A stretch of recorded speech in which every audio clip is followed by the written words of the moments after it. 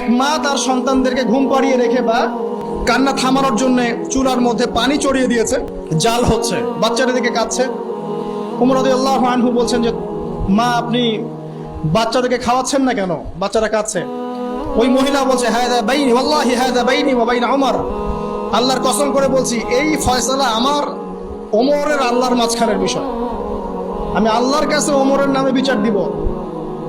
কি বিচার দিবেন? ওমরের জামানায় আমরা না খেয়ে আছি, এখানে কি, এখানে কোনো খাবার নাই, তাহলে কি আছে? এখানে পানি আছে। বুঝলাম না বিষয়টা কি। আর বিষয়টা হচ্ছে পানি জাল দিতে দিতে যদি বাচ্চারা ঘুমিয়ে যাবে, পরের দিন আবার জেগে উঠবে। এভাবেই আমি ওদেরকে চালাচ্ছি দিনের পর দিন। চিন্তা করতে পারেন? এই কথা শোনার সাথে সাথে ওমর রাদিয়াল্লাহু আনহুর কলিজা কেঁপে উঠল। পায়ে আবার মদিনায় গেলেন, সেখান থেকে ময়দা বা আটা বা এইসবের বস্তা নিজের কাঁধে উঠালেন, নিজের কাঁধে নিজের হাতে বহন করে সেই মহিলার বাসায় গেলেন, নিজের হাতে রান্না করিয়ে বাচ্চাদেরকে খাওয়ালেন। এরপর আল্লাহর কাছে দোয়া করছেন, আল্লাহ আমি আমার সাধ্য মতো চেষ্টা করেছি, জাহাদতু মাস্তাতা'তু ফাগফিরলি, আমি আমার সাধ্য মতো চেষ্টা করলাম, আল্লাহ আমাকে মাফ করে দাও।